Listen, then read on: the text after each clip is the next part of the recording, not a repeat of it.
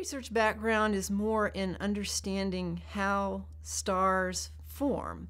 A lot of people don't realize that our universe and our galaxy are very dynamic and active, and that stars are currently forming even as we speak. There are processes of interstellar clouds of gas that are breaking up into these clumps and cores of dense gas, and some of them, if they actually collapse under their own weight, will form new stars. And we see this process going on all the time. It's a slow process in terms of our lifetime, but it's a fast process in terms of astronomy. So within hundreds of thousands of years or a few million years, you can actually get new stars forming out of these interstellar clouds of gas.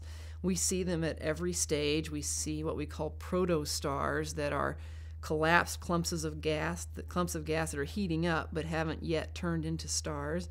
And then we see what we call young stars, which are chemically active. All a star is a ball of gas, a ball of hydrogen with a little bit of helium and other trace elements that's collapsed under its own weight. The pressure is so great that in the middle of this collapsed ball of gas, the hydrogen begins to have a chemical reaction, fusing together and forming helium. And every time that little reaction takes place, you get a little photon of light that escapes, and after a long time it escapes out the surface of this blob, and that's what we call starlight. So this is actually, these little stars are turning on all the time. We watch that process. We watch actually as these young stars do turn on, the light from them begins to start clearing out the surrounding gas from which the star formed.